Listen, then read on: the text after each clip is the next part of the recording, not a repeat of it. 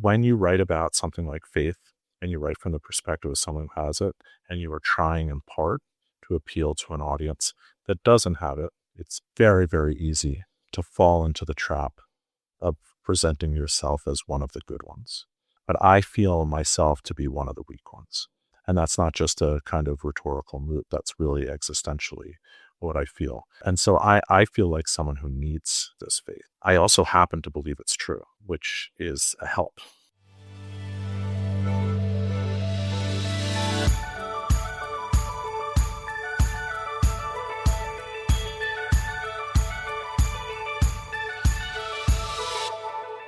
Hello, and welcome to the Shifting Culture podcast, in which we have conversations about the culture we create and the impact we can make.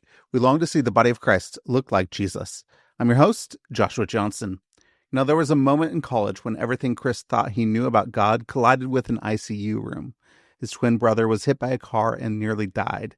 A few years later, Chris was diagnosed with stage 3 Hodgkin's lymphoma. These weren't abstract theological puzzles he was trying to solve. They were lived questions about suffering, fear, and whether belief in a loving God could survive contact with reality.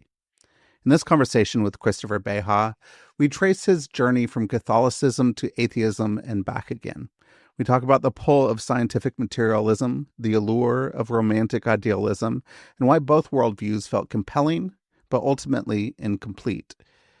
What do we do with consciousness, with anxiety, with the sense that we are more than self-interested consumers, but less than self-created gods? Chris's return to faith wasn't a triumphant sense of certainty. It was honesty about weakness and mystery. Faith for him is not a badge of moral superiority or a tidy answer to mortality. It is a dependence. It is a way of living in this world with hope that does not deny despair, and with love that refuses to reduce other people to side characters in our own story. So join us. Here is my conversation with Christopher Beha. Chris, welcome to Shifting Culture. Excited to have you on. Thank you so much for joining me. I'm happy to be here. Thanks for having me. You grew up in Catholicism. You grew up with a faith, felt like comfort to you. When did faith and belief become impossible for you growing up? This happened during my college years. There was a couple of major external life events that prompted it. The first was I have a twin brother with whom I'm very close, and we went off to college together, and within our first month in college, he was hit by a car right off of campus and nearly died. I went with him. We also have an older sister who's just a year older, so the three of us are very, very close, and we were all at school together.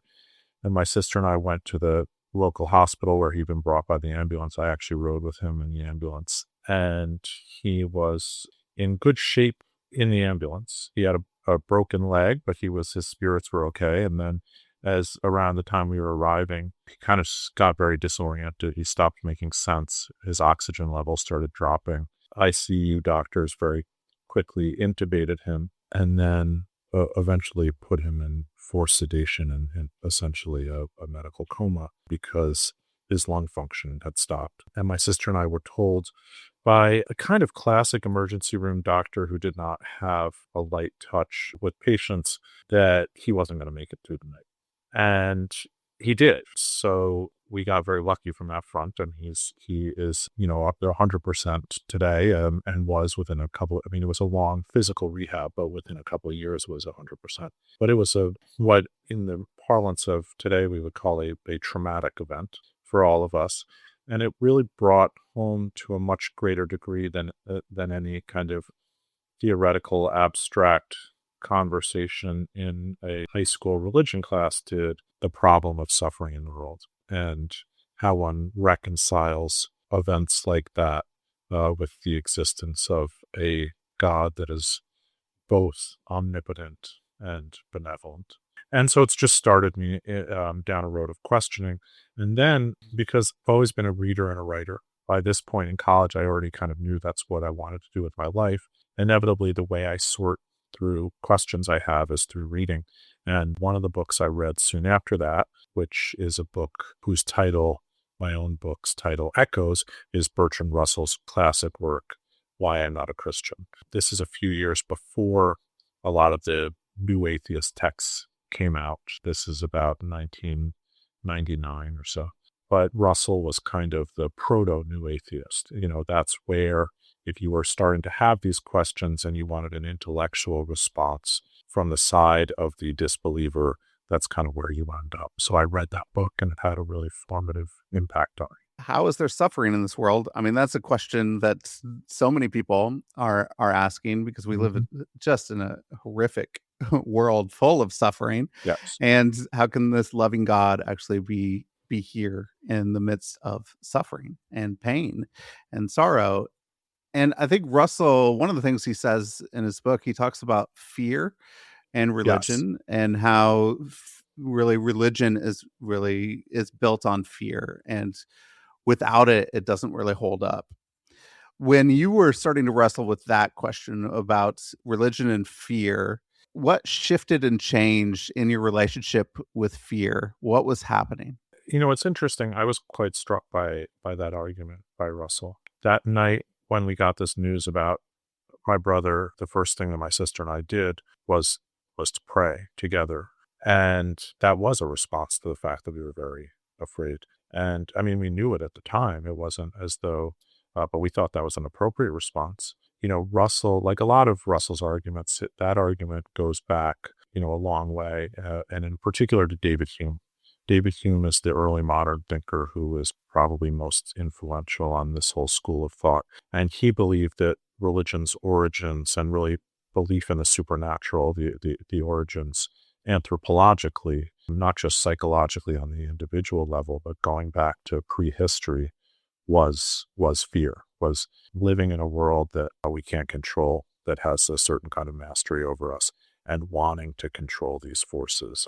So I found that quite compelling after that moment. But what was interesting about it is, of course, as Russell himself knew, to recognize religion as a response to this fear, and then to decide that that makes religion kind of de facto illegitimate, and then to abandon it, it doesn't actually make the fear go away. So a few years after my brother's accident, I got diagnosed with Hodgkin's lymphoma. It was at a fairly late stage. And then I was myself faced, when I was 22 years old, with the possibility that I was not going to live for more than a few months into the future.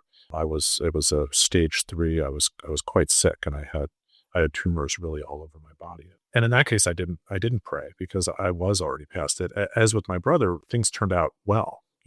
My cancer was responsive to the treatments, and 8 months later, I was in remission, and I have remained so for the last 20 years. And so on one level, you could say, you got the thing that you were asking for. But in any case, my response to that experience was that I just became deeply afraid of mortality. I was acutely aware, in a way that everyone becomes eventually, but probably most people are not at 20, 21, 22, that I was going to die, and what that would mean.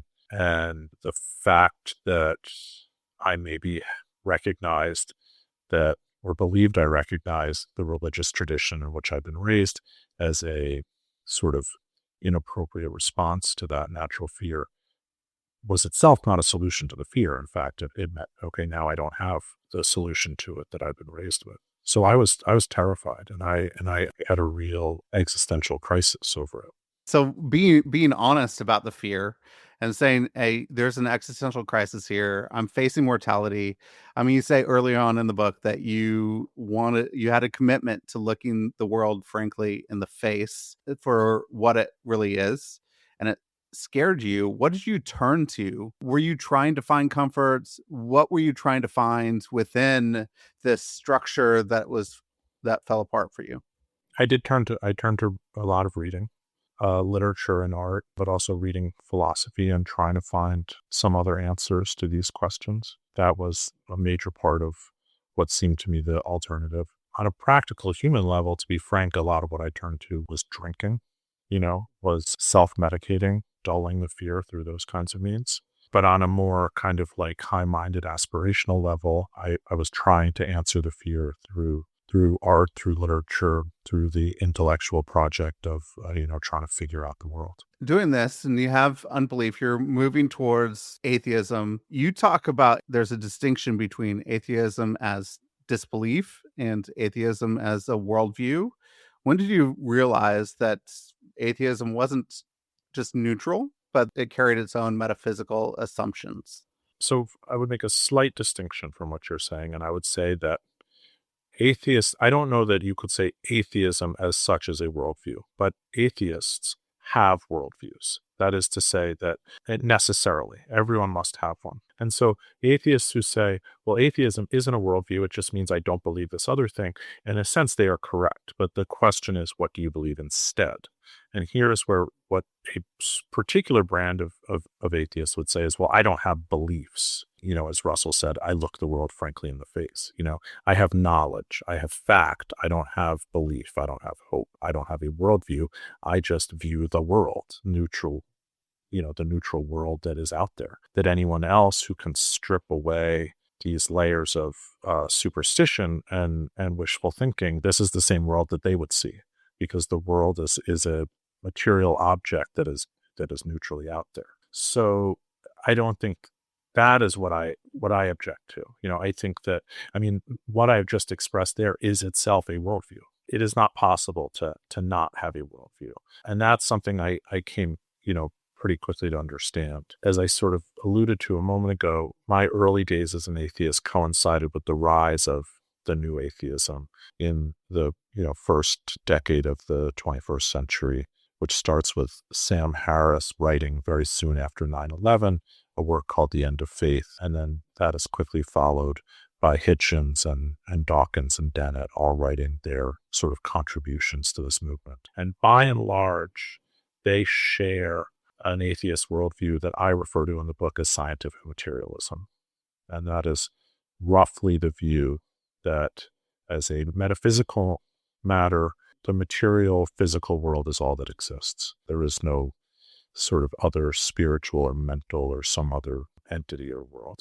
And then as a epistemological view, that the way that we can come to have knowledge about that world is, through the senses, through experience, but also through a particular way of using sense experience to arrive at sort of general laws about physical reality that is very bound up in quantification, experimentation, objectification, all of these sort of hallmarks of the physical sciences. And then the third piece of it generally is an ethics, a utilitarian ethics, that says that given those two things that I've just said, if we want to have a conception of the good, it can involve abstract principles like justice or like the good.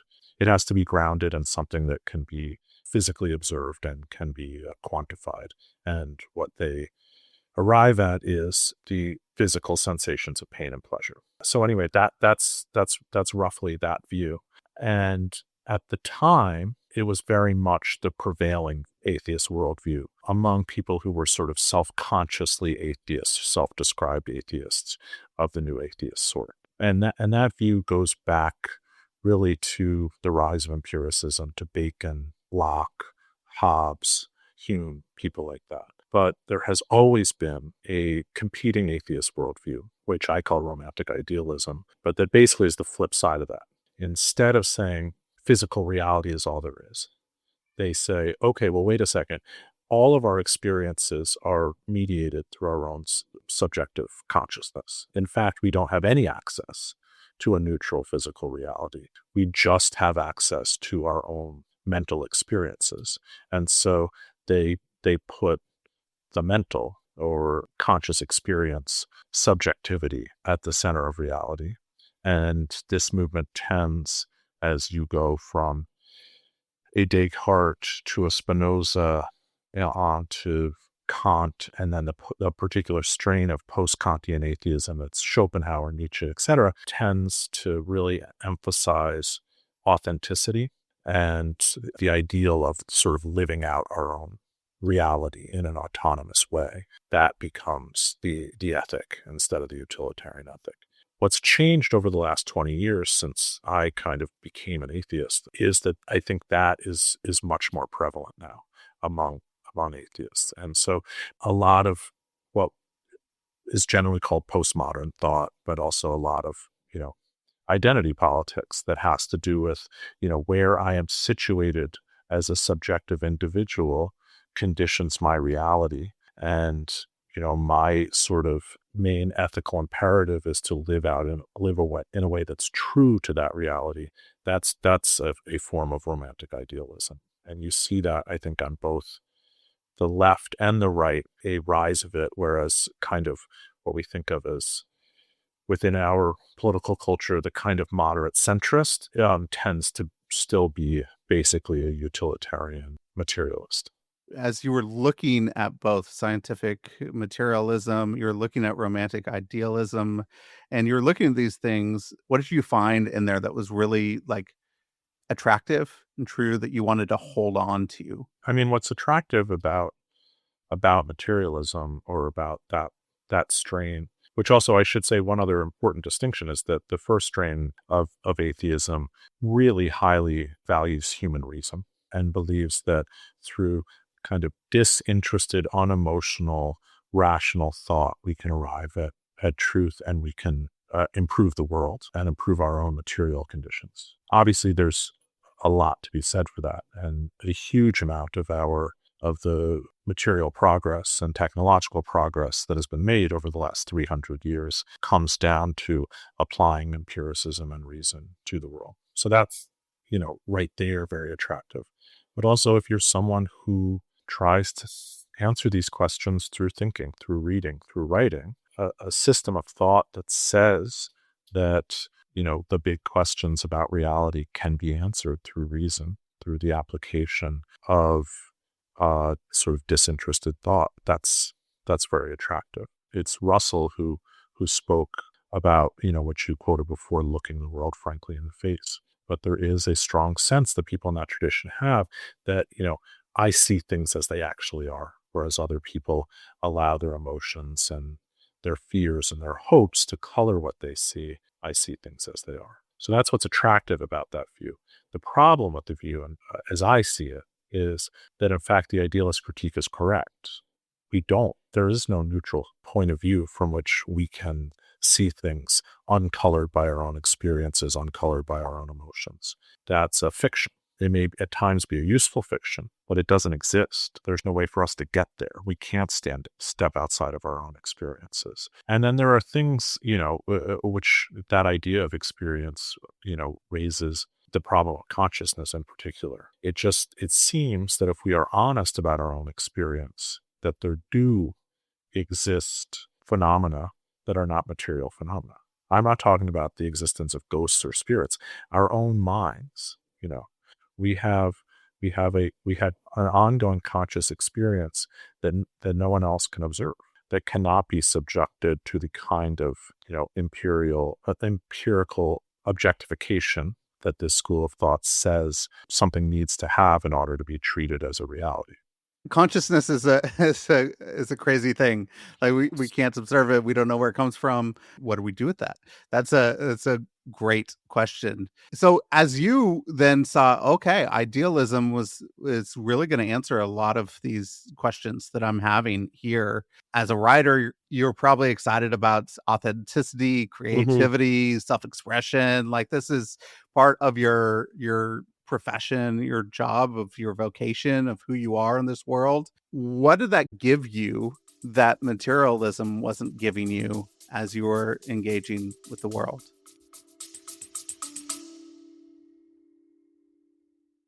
You ever catch yourself thinking, no one will do it as good as I do? Yeah, me too. And that belief, it sounds like excellence, but it can quietly become the ceiling on everything you're trying to grow. Because when you're the only one doing it all, you're not multiplying your impact, you're containing it. That's why I've started working with Sidekick. They connect leaders like us with world-class virtual assistants, real humans who bring skill, ownership, and excellence to your vision for 60 to 70% less than hiring locally. And I can feel the shift already. More space, more clarity, more growth. If you're ready to experience it too, head to getyoursidekick.com/shiftingculture and book a call and see how letting go might be the smartest move you've ever made.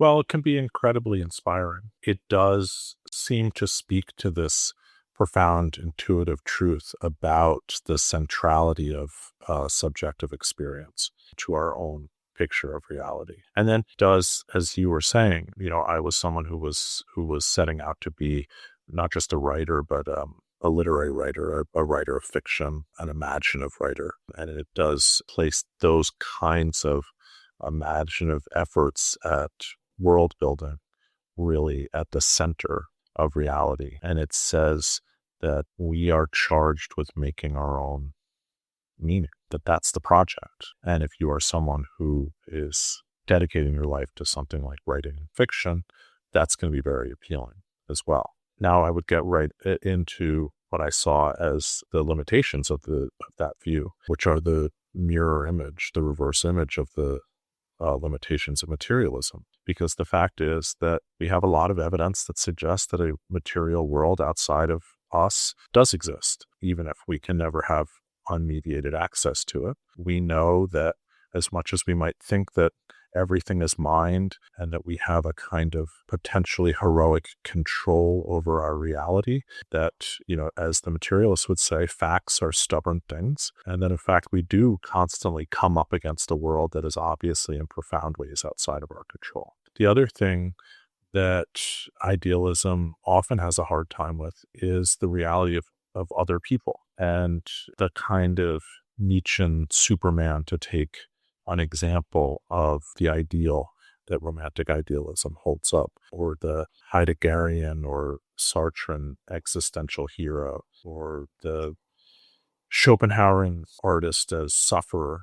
These are all isolated individuals. And the real, I think, challenge that romantic idealism presents to us is, how do you not just recognize that there is a world outside of our own mediating experience, but that there's countless other human beings whose own subjective lives are as rich as ours? And how do you find some way to connect up with those people? How do you bridge that gap?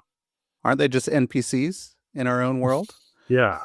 And it's also, it's the thing is, right, that what romantic idealism asks you to do without is any kind of pre-existing structure for meaning, right? So what a romantic idealist won't say is that it's wrong to participate in a religious faith because the religious faith's claims about reality are untrue. It does think that those claims are untrue as a metaphysical matter, but that's fine, because it doesn't value truth in the way that scientific materialism does, right? We are allowed to have our own truth. But there's something inauthentic about accepting some ready-made truth that, like, the tradition you happen to have been born into. So your job is to make your own truth. Now, the thing about that is it's very, very, very difficult. And that is why, if you're a Nietzschean, it's not a mere human being who is your model. It's a Superman.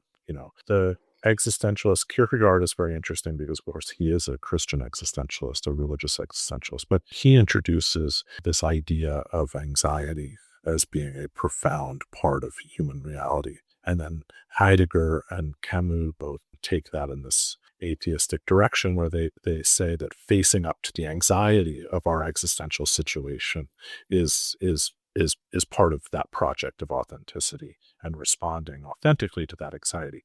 Well, we happen now to live in a time, going back to Kierkegaard, anxiety was a relatively niche emotion in some ways. You didn't have a lot of people talking about that as central to the human condition. Now it's everywhere. It is all well and good to say that, we shouldn't dull our anxiety with drink and drugs. We should face up to it. But again, it's difficult. It does seem like acknowledging that anxiety, just like acknowledging the fear in the way that Russell doesn't solve your problem. So what did you turn to? I know that you returned to Catholicism. Yeah. You said you needed some dependence, that you were dependent, not just on yourself to make meaning from your own self and you being your own savior, but you needed something that's outside of you. So what did that look like, and why did you turn back into a faith and a belief system? I mean, one way to think about it is I've sort of suggested these two traditions as kind of antitheses, right? There's the wholly objectifying one and there's the wholly subjectifying one. There's the one that is entirely about disinterested reason, and there's one that seems entirely about your authentic emotional response to the world, right? And so if you find something valuable in both of them, but you find that they're both profoundly limited and limiting, you are going to naturally look for what is the proper synthesis. How am I going to get the best of both, right? So you're looking for a worldview that acknowledges the reality of the material world, the physical world outside of your own mind, and also, believes that humans have the capability of coming in important ways to know that reality, even if they can never have the sort of direct unmediated access to it they might want. And that reason has an important role to play in that process. And then also acknowledges subjectivity, the emotional challenge of our existential situation. The thing that I came to view as the synthesis of these things is an understanding of the world having both a material or physical and a spiritual component, and understanding the world as the product of creation. And then there comes further from that, understanding the world as the product of loving creation, understanding ourselves as having been created for the purpose of loving this created order, loving our creator, and very importantly, loving each other. And so that's, I don't know that I would have, sort of come up with that idea on my own, but I found when I started looking back to the tradition I'd come from, that it spoke in profound ways to these two traditions and seemed to have an answer for how they could be united.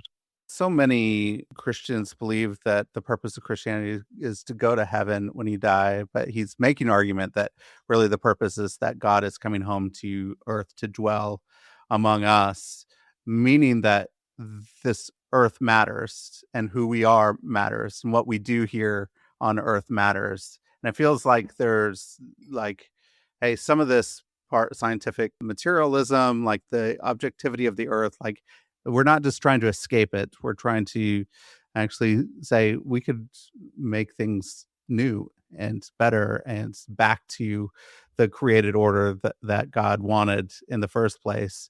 How does something like that sit with you as you've walked through some of these, held on to some things that you say, oh, there's some good things here. There's some good things here, but it doesn't explain everything. How does something like that sit? I spend very, very little time thinking about the afterlife or thinking about the component of my own belief that suggests that we have immortal souls. Thinking about the fact that, the people who were close to me who have died, that my worldview suggests that one day I will be united with them in some powerful way, or about the fact that if I, lose the people close to me now, that will happen. It's not a big part of what moves me on a daily basis about this belief. And yet, going back to the earlier parts of our conversation and this idea that religion exists to address our fear, and particularly our fear about mortality, you would think that would be a huge part of it, and of course it is for many people. But if you know religion as it is described by someone like Russell, you would think that what it really is almost exclusively about is what is going to happen in, quote unquote, the next world, or what is going on in some other realm than the world we're in now. But what moves me about my faith isn't almost entirely about what it means for how I live in the here and now, about what it means for how I should be engaging with other human beings, for how I should be engaging with nature, for how I should be trying to understand the world around me, for how I should be trying to act in it, for the view I should take of things. And yet, as a practical matter, it has had the effect that I guess Russell says it would, which is I don't stay up at night anymore thinking about the fact that I'm going to die one day. But it's not because I reassure myself, well, you're not really going to die. It's just your sort of mortal coil. You're going to slough off. It's because that's just not a thing that presses upon me in the same way, because I have a different context and a different sense of the meaning of what I'm doing.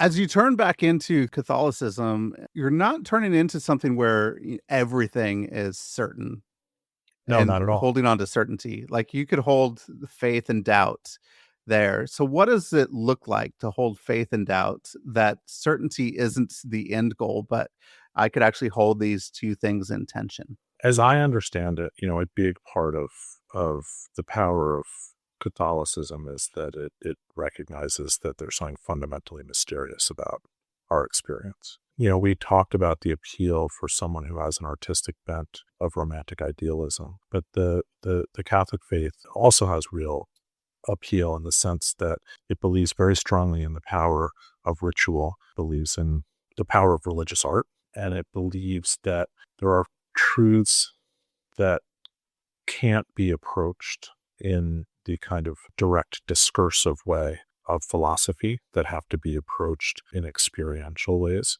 by way of the imagination. But then obviously there is also a very strong Catholic intellectual tradition that does say that there are, part of what we are trying to do is apply our reason to understand the world, and has a faith that reason is up in part to the task because it believes that, the God who created us wants us to understand this creation in some way in order better to love it. So there are elements of both of that.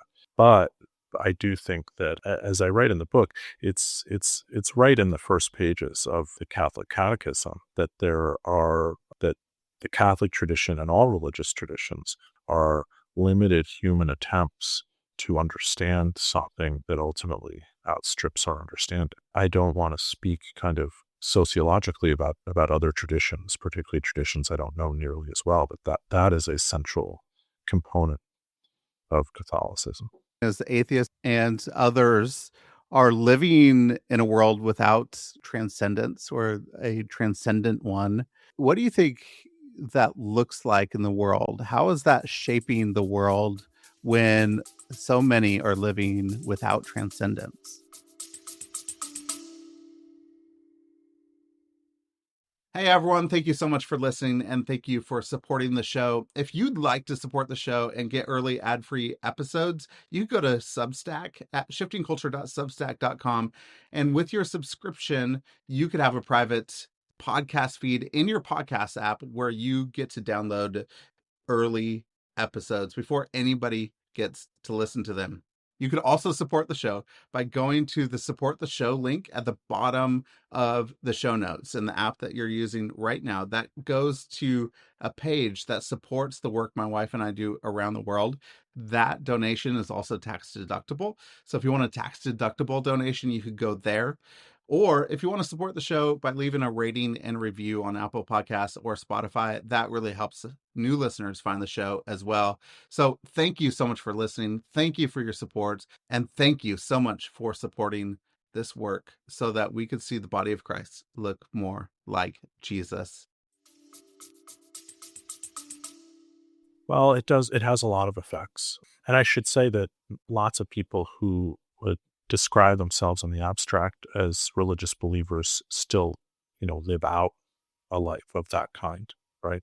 But it means, from the more sort of scientific materialist side, right, which this empirical and utilitarian tradition is also very closely bound up with the rise of capitalism, because if you believe that the only goods are human, is essentially human pleasure, and you believe that the way that one arrives at good is through the utilitarian means of giving everyone maximum freedom to kind of, trade relative pleasures. You arrive at the marketplace as the ultimate arbiter of the good. And so we have that without doubt in our society. It is submitting everything to market forces, and really a quite, low anthropology, in the sense that it does not believe that humans fundamentally are capable of transcending self-interest, that even what seems like a kind of loving selflessness, there's a quasi-evolutionary explanation for why that's ultimately in our own self-interest. All we are is maximizers of our own self-interest, even if reciprocal altruism exists or something like that. Any apparent selflessness can be explained through the lens of rational self-interest. I don't think it's true, but I also think it's a very low way to think about humanity. So that's a thing that happens. The other thing that happens is the flip side, the sort of romantic idealism thing, piece of it, there can be a real self-involvement in that.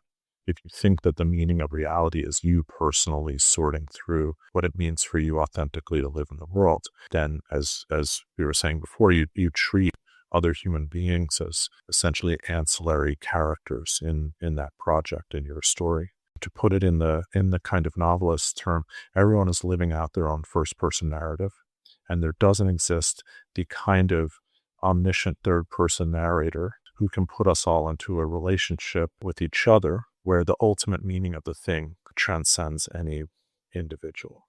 And then the last thing, Spinoza is sometimes considered one of the earliest modern atheist thinkers, although Spinoza did not himself consider himself an atheist at all. But Spinoza's ideal of reason was to see things under the species of eternity, as he said, basically to see yourself as a piece of a larger whole, and to view your own misfortunes, but also your own pleasures within this much larger view.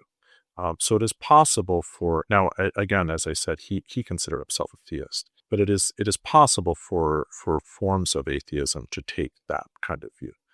But we do seem to have almost entirely lost that view. So we're in a relentless presentism. And then when we happen to live in a time where the present, is quite grim, it leads to some real hopelessness. I attend church in a quite liberal progressive Catholic parish in Brooklyn Heights. And I remember going back to 2016 when Trump was elected, and the priest did not talk explicitly electoral politics from the pulpit, but everyone kind of knew pretty well that the people in the pews did not want Trump as president, and neither did the priest up on the altar. And without naming him or saying more about politics, this priest started his sermon the week after the election by speaking about the need for hope and the sin of hopelessness and despair, and said, as Catholics, we cannot believe that one election is the end of the world, because as Catholics, we do not believe that the end of the world is the end of the world. And that's something I think about all the time, is just, how do we find a way to have hope about things getting better in the future, but also to see the challenges that we're facing now within the context of a very long human history that has seen ups and downs and progress and setbacks. That, on some level, requires not transcendence in the sense that you believe there is a world above the natural world, but it does require somehow transcending your own moment and situation to see things subspecies of Trinitatis. So what do you think that will do to transcend our moment in time and maybe, have some transcendence so that we could actually see things like forgiveness, moral clarity in the moment that we're in, human dignity for all people? Like, is it a worldview? Do we need to shift our thinking? What do you think it looks like for us to get to that place where we do see those things? I don't know. I mean, I'll be 100% transparently honest here, right? We're having this conversation in a week where I am feeling about as close to despair about the trajectory that our country is on as I have felt. For the last decade, while I've had a lot of friends who have been feeling this kind of despair day in, day out, I have been the one saying, you need to take the long view. You need to not spend your whole day on social media doom scrolling. You need to understand that there are people on the other side who you can, try to make common cause with. You need to have hope for a better future, etc. And I still believe all those things in the abstract. But at the moment, I feel like we're in a really bad place, and it's work for me too. I have a quote in the book from Wittgenstein. He says, Christianity is for the man who needs endless help. And I didn't write this book out of a sense that I had the answers for other people. I wrote this book out of the sense that I had gone on a journey that was very much bound up in my own sense of weakness and fallibility. So I wish I had a good answer for you to that question, but I want to be honest to the fact that I do not present myself as someone who has all the answers.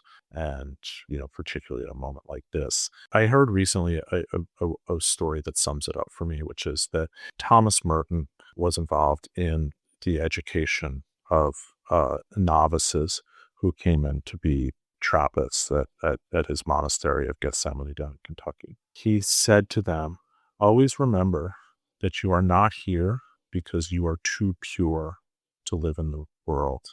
You're here because you're too weak to live in the world. And I think that when you write about something like faith, and you write from the perspective of someone who has it, and you are trying in part to appeal to an audience that doesn't have it, it's very, very easy to fall into the trap of presenting yourself as one of the good ones. But I feel myself to be one of the weak ones. And that's not just a kind of rhetorical moot, that's really existentially what I feel. And so I feel like someone who needs this faith. I also happen to believe it's true, which is a help. There's some people who believe in the abstract that's true and then don't center their lives around it, and maybe they don't feel like they have to center their lives around it, but I do.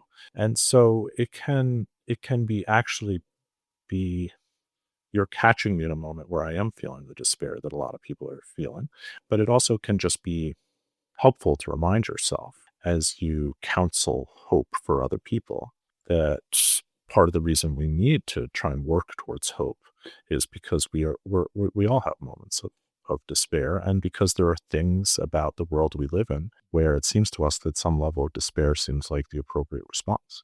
I don't have all the answers is probably answer that we need right now, is that if we could all see each other as weak, that we are all not 100% correct and right, that then hope maybe we could come together in a way where we could see each other that, oh, we're all weak vessels and creatures that we need something else to depend on so that we can get through this moment. So I think your answer was a pretty good answer in the midst of the despair and helplessness we actually do feel about our country at the moment, and so many people do. I feel it as well. I would want to know, if people pick up your book, Why I'm Not an Atheist, what hope do you have for your book? I mean, I would like it to be read by people who have gone through or are going through some of the same challenges that I went through over the last 20 years, and for it to make a human difference for them. I think because part of what I am trying to do is give an honest, fair account of these atheist worldviews.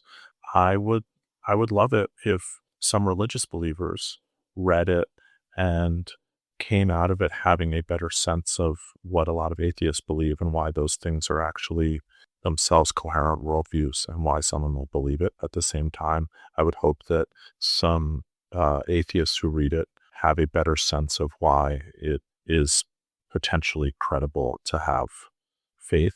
I won't say I'm not looking to change any minds. It would be great if I did, but at the same time, to me, the success of the book does not stand and fall on whether or not someone who gets to the end of it finishes feeling that now they believe my answers to these questions. That's great. I have a couple quick questions here at the end, Chris. One, if you go back to your 21-year-old self, what advice would you give now? I guess, well, that's a hard question for me. I think what I would say is, and this goes back to, what I was just saying a moment ago, is that you have to keep in mind the fact that you're never going to have all the answers, that you're never going to have it all figured out, while at the same time still feeling that getting towards the best version of those answers you can is something of an imperative. It's really good. Anything you've been reading or watching lately you could recommend? I always read a lot of 19th century fiction, and often it's rereading, and I'm usually going through a particular author and going back through. And right now that person is Flaubert. I just reread Madame Bovary, which is one of my favorite novels of all time. And I just read for the first time a very strange novel of his called Salammbô. And now I'm about to start Sentimental Education, which is, after Madame Bovary, his other big kind of 19th century realist novel, which is another favorite of mine. So I'm going to, continue through and probably be reading. He has wonderful letters and journals and read those. And there's that. Right now, I'm reading a book by William Vollmann called The Dying Grass, which is a book about the Nez Perce Indian Wars, and is part of a series of his called The Seven Dreams, which is a series of novels about European settlers' interactions with indigenous communities in North America. The first one, which is called The Ice Shirt, is about the Norse landings in Greenland and the very first sort of European contact with the indigenous North American world. And then it goes through the history. There's a one called Fathers and Crows that is about French Jesuits in Canada. And now we're up into the 19th century with this is the fifth of seven. And I think it's like one of the great literary projects of the last 50 years or so. Great recommendations. Thank you. Why I Am Not an Atheist will be available anywhere books are sold. People could go and get this great book. I really enjoyed reading it. And so I thank you for this conversation. I want people to get the book. Is there anywhere else that you'd like to point people to connect with you? Anywhere else you'd like to point people to? I don't really do social media, so I don't have a something like that to point people to. I hope people will read the book. I put a lot of me in it. So and part of my argument about the longer view is not being in the daily churn and instead being a little more sort of contemplative. So that's to the extent that people want to get my thoughts on this and other matters, I would say read the book, but don't look for my kind of offhand thoughts on the internet. Well, that's good. I think we all need a little bit more contemplative action in our lives, that we need to take the long view. And so, yeah, hopefully people go out, get the book, Why I'm Not an Atheist. It's fantastic. So, Chris, thank you for this conversation. It was really good. I really enjoyed talking to you, walking through your journey as you laid it out here. So thank you so much. It was fantastic. Thank you. It was a pleasure.